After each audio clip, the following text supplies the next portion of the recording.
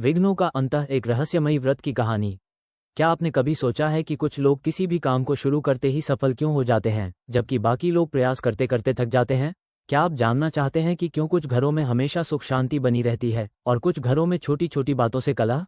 क्या कभी ऐसा हुआ है कि आपके रास्ते में बार बार कोई न कोई विघ्न आकर खड़ा हो जाता है? इन सवालों के जवाब तलाशते हुए रीमा एक पुरानी किताबों की दुकान में जा पहुंची। धूल से अटी पड़ी एक किताब के आखिरी पन्नों में लिखा था, जिसने गणेश चतुर्थी का व्रत सच्चे मन से किया, उसके जीवन से हर विघ्न सदा के लिए मिट गया। रीमा ठिठकी, क्या ये सच हो सकता है? क्या केवल एक व्रत से जीवन के सारे अवरोध दूर हो सकते हैं? उसी रात रीमा ने गूगल पर ढूंढना शुरू किया, गणेश चतुर्थी व्रत का महत्व। उसने जाना कि गणेश जी को विघ्नहर्ता कहा जाता है, जो हमारे जीवन से सभी प्रकार की बाधाओं को हटाते हैं। उन्हें बुद्धि, विवेक और शुभता का देवता माना जाता है।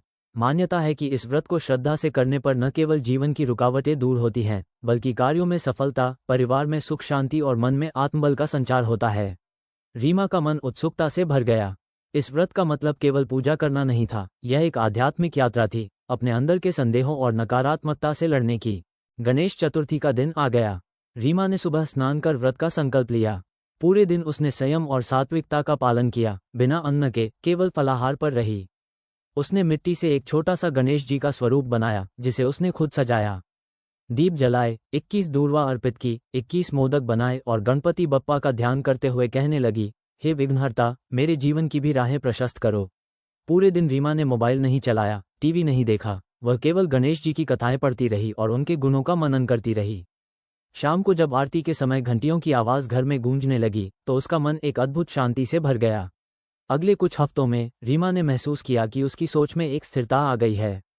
छोटी छोटी बातों पर जो वह परेशान हो जाती थी, अब वह शांत रहती। उसके अधूरे प्रोजेक्ट्स पूरे होने लगे, रिश्तों में मधुरता आई और सबसे बड़ी बात, उसे अपने जीवन की दिशा साफ नजर आने लगी। उसे अब यकीन हो चला था, गणेश चतुर्थी का व्रत केवल एक धार्मिक अनुष्ठान नहीं, बल्कि जीवन को दिशा देने वाला साधन है। वो मुस्कराई और बुदबुदाई, विघ्नहर्ता, आपने मेरी सुन ली। अब मैं हर साल यह व्रत करूंगी और अपने भीतर की शक्ति को पहचानूंगी। गणपति बप्पा मोरया।